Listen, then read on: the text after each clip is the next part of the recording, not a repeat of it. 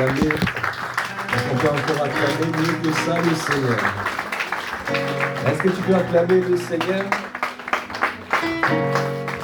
Acclame encore. Acclame encore. Acclame. Acclamons le Seigneur.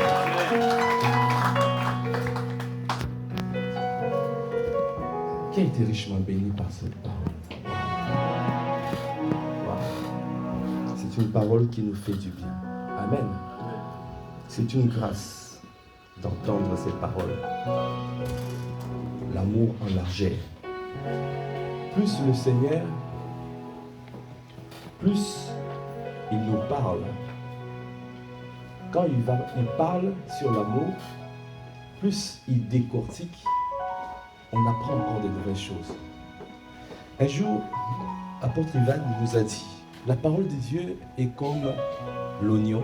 Quand tu enlèves une couche, il reste encore une couche. Est-ce que quelqu'un saisit? Quand tu es en train de d'éplucher, tu enlèves et il reste encore des couches. Ça veut dire, au fur et à mesure que tu avances avec la parole, tu vas toujours en profondeur. Alors, c'était tellement profond encore aujourd'hui. Est-ce qu'on peut acclamer les Seigneurs pour la profondeur de sa parole? C'est tellement profond. Waouh. La foi est agissante par l'amour. Il a dit, agir là, c'est, qui a compris? Énergéo. Énergie. Il y a une énergie. L'énergie. Alors, dis simplement à ton voisin, à ta voisine, le temps est avancé, mais dis-lui que ton moteur ne soit pas en panne sèche.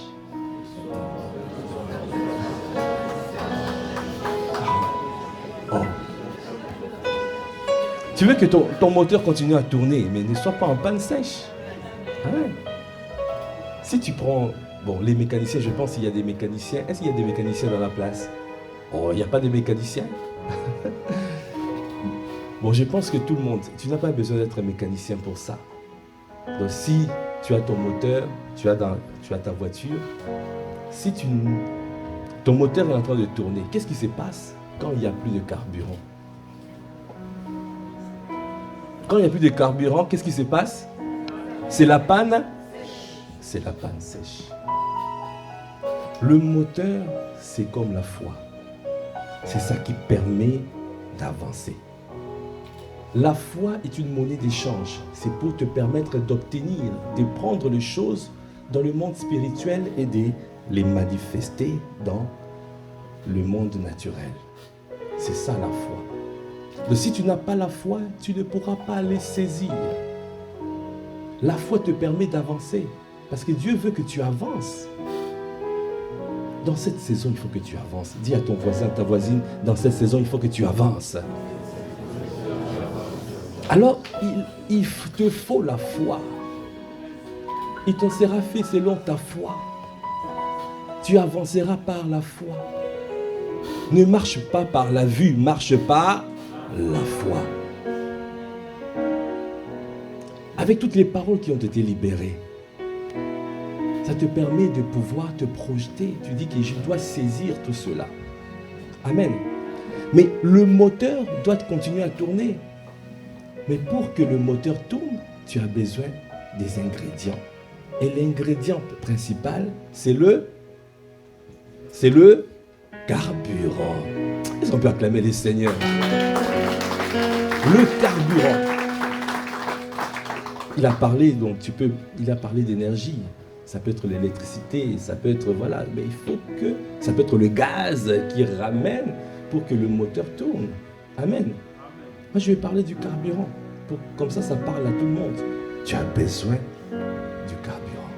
Le carburant, c'est comme l'amour. C'est l'amour et comme le carburant.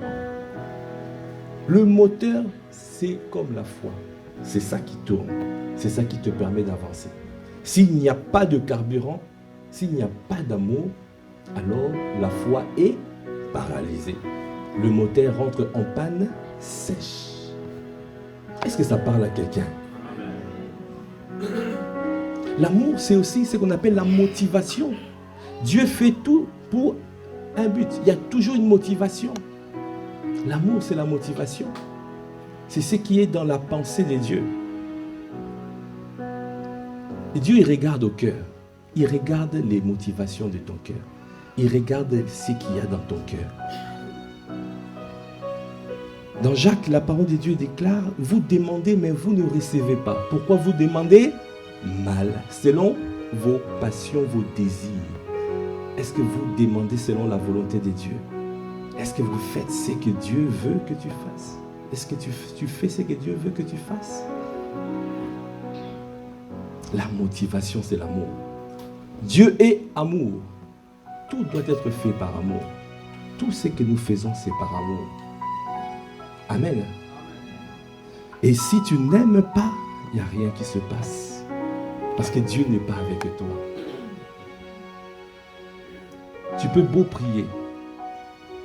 Tu peux faire tout ce que tu veux. Mais tu verras à l'intérieur, tu vas t'assécher. Tu vas t'assécher.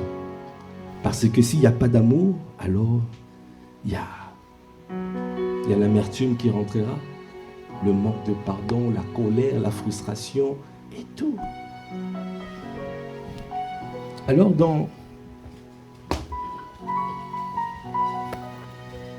juste pour clôturer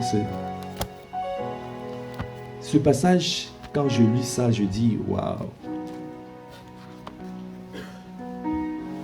Vraiment, c'est...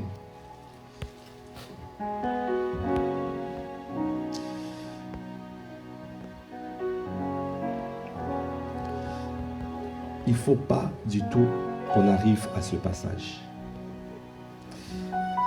Alors, c'est dans 2 Timothée 3. 2 Timothée 3.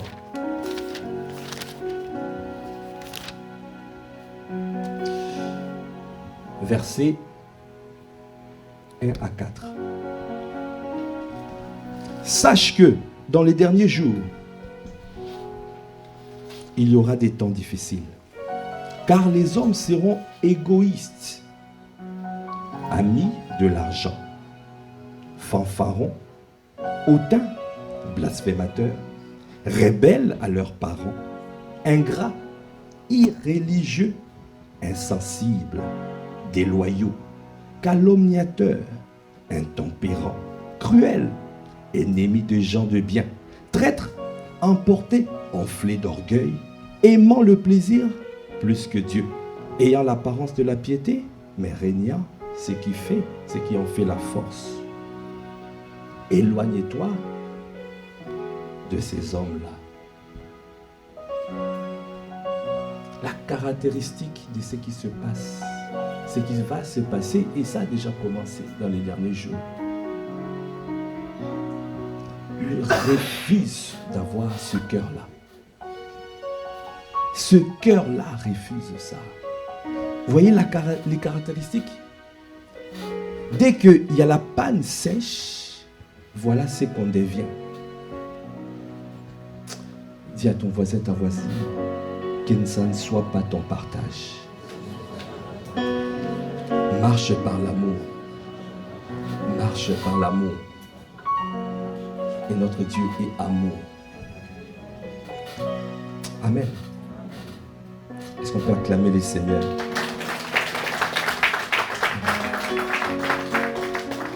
Amen. Gloire à Dieu.